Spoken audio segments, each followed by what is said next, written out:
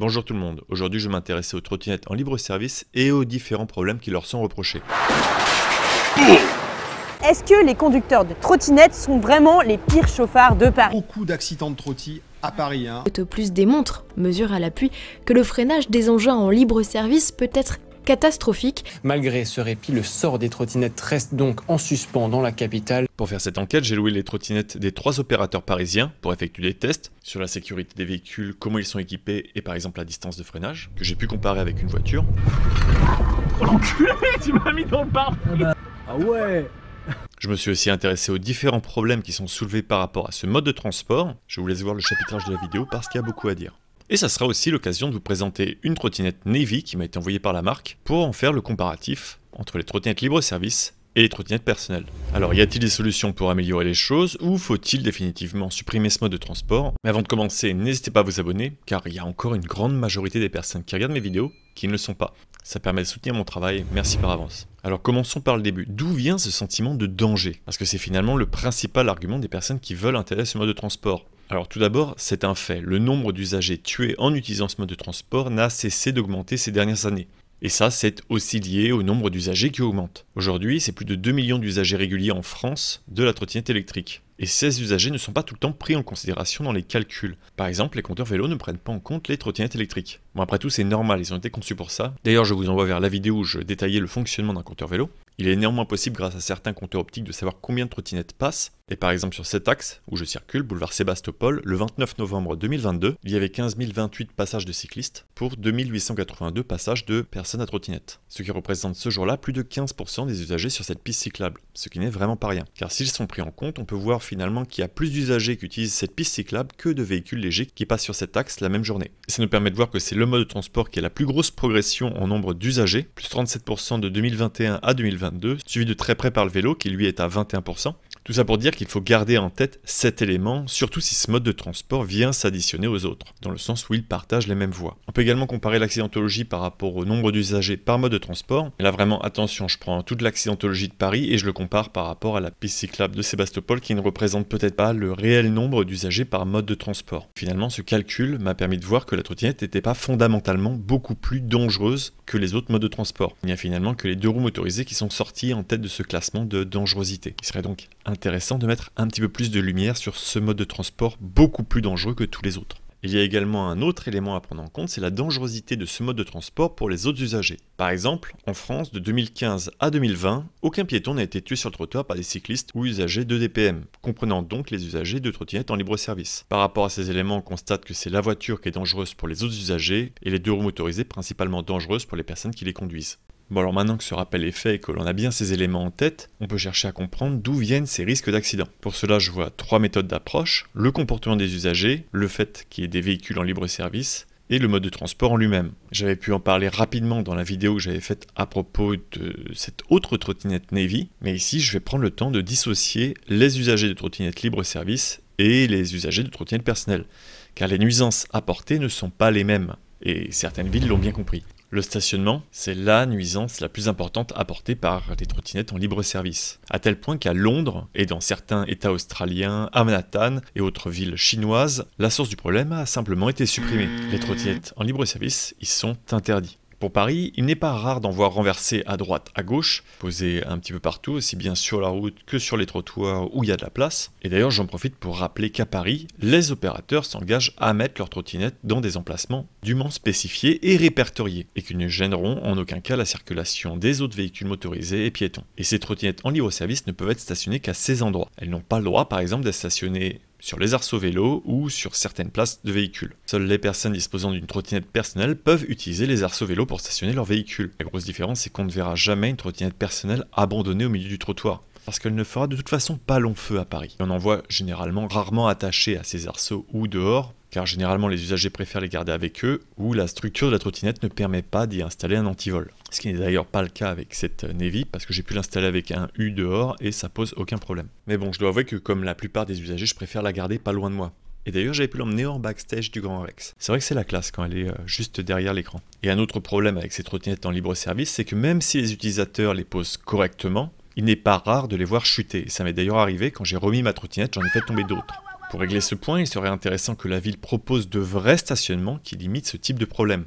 Il existe des solutions, autant les mettre en place. Peut-être même demander aux opérateurs de participer. Et pour le dernier point, il se trouve finalement dans l'application, qui va dire à l'utilisateur où il peut se garer. Pour ce qui est des applications Lime et Dot, eh bien là, ils s'en foutent royalement. Tant que ce n'est pas dans une zone rouge, ça va, sinon on peut le poser n'importe où. Même si, pour ces deux applications, les opérateurs indiquent clairement que des amendes seront données aux personnes qui stationnent mal leur véhicule. Mais rien finalement va venir contrôler qu'il est bien posé, le véhicule. Pour ce qui est de tiers, eh bien là j'ai bien aimé la manière dont fonctionne l'application. Dans un premier temps, elle va indiquer la zone très précisément, et dans un second temps, il faudra venir scanner la trottinette pour montrer qu'elle a bien été stationnée. Et à ce propos, j'avais réalisé un sondage pour comprendre les attentes des personnes qui utilisent les trottinettes en libre service. D'ailleurs, merci d'avoir été si nombreux à répondre à ce formulaire, ça permet d'avoir des statistiques assez précises. Et ces résultats nous disent que dans une très grande majorité, les usagers sont prêts à payer une pénalité si leurs trottinettes sont mal stationnées, et une écrasante majorité prêts à photographier le stationnement de leur trottinette en contrepartie d'un petit bonus. Mais sur la photo, il n'y a rien qui indique clairement que c'est cette trottinette-là en particulier qui vient d'être bien stationnée. Et c'est là finalement que la plaque d'immatriculation vient jouer un rôle. Alors c'est un point qui a été beaucoup évoqué et je trouve finalement normal qu'il soit mis en place pour les opérateurs en libre service, car cela ne va pas venir impacter le service. Et je suis sûr qu'une majorité des usagers ne vont même pas se rendre compte de la différence,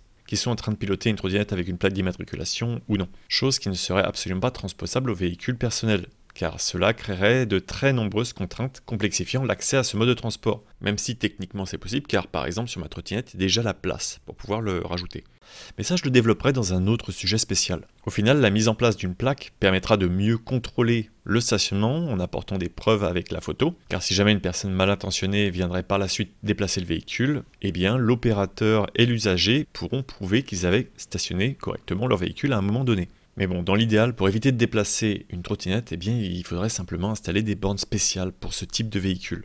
Et c'est finalement la seule chose que va changer une plaque d'immatriculation. Elle ne va pas améliorer le comportement des usagers, car il n'est pas possible pour un agent de police de verbaliser un usager par rapport à sa plaque d'immatriculation. Il faudra qu'il passe par l'opérateur. Reste à voir si les opérateurs fourniront ces informations aux forces de l'ordre. Et par rapport à ce point, la transition est toute trouvée, c'est le respect du code de la route. La plupart des personnes qui ont loué les trottinettes le font pour un usage très ponctuel ou occasionnel, dans environ 92% des cas. Et par rapport à cet élément, environ 60% des usagers reconnaissent ne pas respecter tout le temps le code de la route. On peut améliorer un petit peu ce chiffre au niveau du respect du code de la route si les offres des opérateurs n'étaient plus décomptées à la minute, mais comptées au trajet. Un petit peu comme le système Uber où vous savez combien vous allez payer avant que le trajet soit effectué. Actuellement, quand vous réalisez un trajet, environ 14% du temps, vous allez attendre à un feu, respecter la priorité d'un piéton, d'une priorité, ce qui finalement représente une économie substantielle si vous ne respecteriez pas le code de la route. Avoir une application qui vous encourage à suivre un itinéraire plutôt qu'à respecter un temps, je pense que ça pourrait grandement améliorer ce respect. Et en ce sens, les applications Dot et Tiers proposent déjà des solutions pour pouvoir emprunter sur une période de 30 minutes, au lieu d'avoir à payer chaque minute. Et en parlant de ce respect, il y a aussi l'aspect formation. Actuellement, la location n'est absolument pas encadrée. Vous n'aurez besoin d'aucune formation avant de pouvoir conduire une trottinette, même si c'est la première fois de votre vie. Jamais de la vie, une personne ne va louer un vélo en libre service sans avoir appris à faire du vélo avant. Eh bien, ça devrait être pareil pour la trottinette finalement. À Montréal, par exemple, une courte formation est donnée aux nouveaux usagers par les loueurs. Ça permettrait par exemple d'expliquer les bases, comme ne pas aller rouler sur le trottoir, ou rouler obligatoirement sur une piste cyclable si elle existe, ou encore que les trottinettes ne peuvent pas utiliser le M12. J'imagine que beaucoup d'usagers ne connaissent pas ces points. Et moi non plus d'ailleurs avant de faire la vidéo sur le code de l'EDPM, que je vous encouragerais à voir ou revoir. Pour cela, il pourrait également être envisagé de passer le BSR, pouvoir conduire le véhicule, car c'est finalement un véhicule à moteur. Et au Japon, par exemple, il faut un permis de conduire pour pouvoir le louer, car la trottinette là-bas n'a pas de réglementation spécifique et est assimilée à un 2 roues motorisé. Néanmoins, aujourd'hui à Paris, les opérateurs limitent l'accès de leurs services qu'aux usagers de plus de 18 ans. Mais avoir 18 ans, ça ne veut pas forcément dire que l'on connaît les règles. Bon, après, avoir son permis de conduire non plus, tu me diras, mais bon. Et toujours par rapport au respect des règles, la chose que l'on voit souvent sur la trottinette, c'est 2 personnes. Et une grande partie des personnes qui ont répondu à mon sondage l'ont au moins fait une fois. Alors c'est important de rappeler que c'est interdit, mais au-delà de ça, le principal risque, c'est de chuter à 2. Et cela va venir décupler le choc au moment de l'accident, car le poids influe énormément sur la distance d'arrêt et la conséquence d'un accident. Cela rend également la trottinette plus difficile à contrôler, en entraînant pas mal de déséquilibre. D'ailleurs, j'avais essayé pour le test, je sais pas comment vous faites. Être à 2 sur une trottinette, c'est un enfer. Et dans le cas présent, en doublant le poids, la distance d'arrêt a été augmentée d'à peu près 20%, ce qui représente une cinquantaine de centimètres. Mais cette distance dépend du poids des passagers et du modèle de la trottinette. Une autre note importante, c'est que si vous le faites et que vous avez un accident, eh bien vous ne serez simplement pas couvert par l'assurance de l'opérateur. Car pour utiliser cette trottinette, vous avez accepté les conditions générales d'utilisation qui excluent ce type d'usage. Et pour limiter cet abus, il y a une solution toute simple, c'est de proposer une offre flotte, permettant avec un compte de louer plusieurs trottinettes. Une grande majorité des personnes que j'ai interrogées seraient prêtes à louer plusieurs trottinettes au lieu d'une, avec cette petite ristourne. Actuellement, cette offre est présente chez Lime et Tiers, mais sans offrir de réduction aux personnes qui prendraient plusieurs trottinettes. Ce qui fait que ce service reste encore très boudé. Et pourtant, je pense que les opérateurs auraient tout intérêt à encourager cette offre, car plusieurs personnes sur une même trottinette, ça crée une usure prématurée. Au niveau des amortisseurs, pneumatiques, système de freinage, le moteur et la batterie qui devront faire plus d'efforts. Il sera également possible de mettre des capteurs de poids sur la trottinette, mais demander aux usagers d'indiquer leur poids pour utiliser un service, je pense que ça va faire grincer pas mal de temps.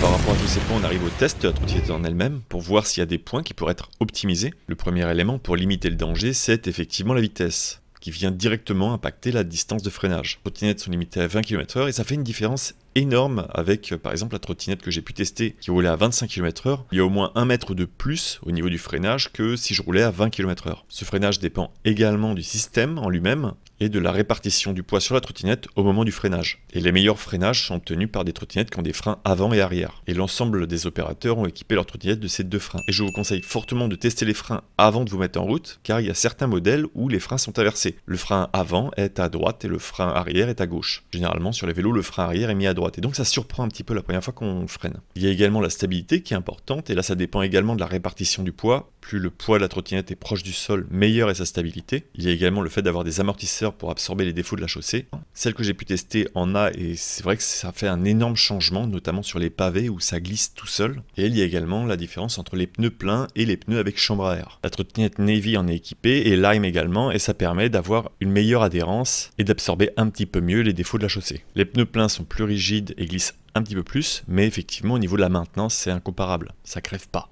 Et d'ailleurs, la taille des pneus a une importance, c'est une grosse différence avec le vélo. J'en ai malheureusement fait les frais en finissant à l'hôpital, et ce, à cause de ce type de ralentisseur. Une autre fois, c'était un défaut de la chaussée dû à une racine. Celui-là. Et là, chute. Mais j'avais des équipements de protection, j'en parle un petit peu plus loin. Donc il faut faire extrêmement attention à là où vous roulez comparé à d'autres modes de transport qui seraient plus permissifs. Il y a aussi un autre point avec les trottinettes, c'est la mauvaise communication avec les autres usagers. Et ça c'est d'ailleurs dû à un équilibre précaire qui rend difficile le fait d'indiquer sa direction comme à vélo. De mon point de vue, le clignotant devrait être obligatoire sur ce type de véhicule, à l'avant et à l'arrière, ainsi qu'un indicateur de freinage. Dot et Tiers ont des systèmes de clignotants que je trouve très bien et très lisibles, même si les usagers ne l'utilisent que trop peu, et Lime et Dot sont équipés de systèmes de freinage. Il faudrait donc uniformiser tout cela sur l'ensemble des trottinettes et pas seulement les trottinettes en libre service. Par exemple, ma trottinette n'a pas de système de clignotant, ce qui est bien dommage, et il n'existe pas encore de solution pour pouvoir rajouter facilement ces clignotants. On peut rajouter par exemple des clignotants sur le casque ou sur les embouts de chaque côté de la trottinette ou sur l'arrière. À chaque fois, ils seront commandés par une télécommande différente et on va se retrouver avec 10 modèles sur le guidon. Je pense vraiment qu'il y a moyen de créer un produit intéressant pour ce type de problème. Et donc tout ça va risquer de créer pas mal de conflits au niveau des intersections. Oh, mais c'est pas sérieux! Dans le doute, évitez les dépassements à ce moment-là, ça évitera pas mal de mauvaises surprises. Et le dernier point, c'est les équipements de protection individuels. Depuis ma grosse chute en trottinette, je porte systématiquement un masque, un casque et des gants. Ça m'a d'ailleurs été salvateur lors d'une nouvelle chute. Nickel.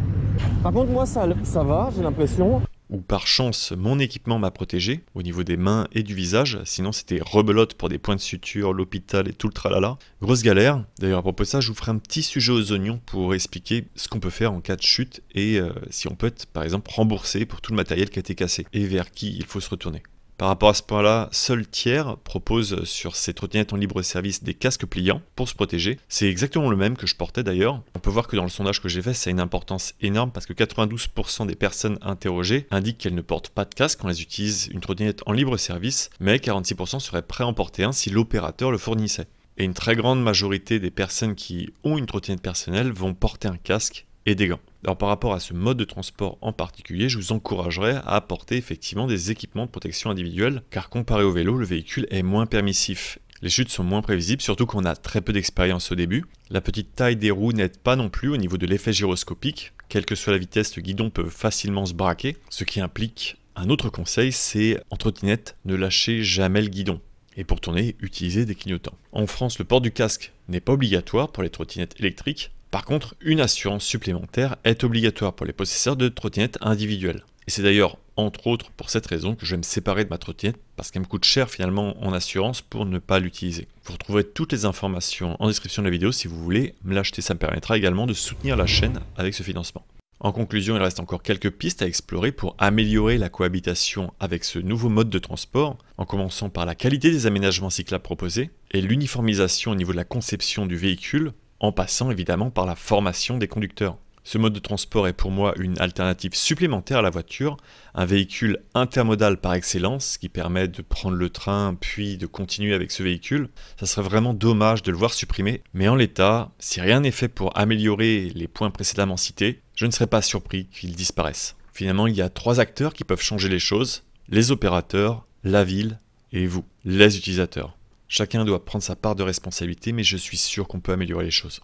J'espère que vous avez apprécié ce sujet et ne l'avez pas trouvé trop long. J'ai essayé vraiment de condenser toutes les informations que vous pourrez retrouver en description de la vidéo dans un article. Merci à tous ceux qui soutiennent mon travail sur Utip, Tipeee, Twitch et YouTube. Je le répète souvent, mais ça me permet d'aller chercher vraiment toutes les sources possibles pour vous permettre de vous forger votre propre opinion. Donc merci à vous de me donner ce temps. Merci également à Navy qui m'a envoyé cette trottinette pour que je puisse la tester. Elle est vraiment pas mal et elle a un gros avantage au niveau des suspensions. Ça c'est vraiment super confort. Je vous proposerai peut-être un test rapide sur la chaîne. N'hésitez pas à me dire en commentaire ce que vous en pensez. Pour ceux qui sont encore là. D'ailleurs merci d'être encore là. Bon, il faut vraiment que je vous laisse. Allez, je vous dis à bientôt pour de prochaines vidéos et bonne route. Bon. Ça roule bien. Les barres énormes. Oh.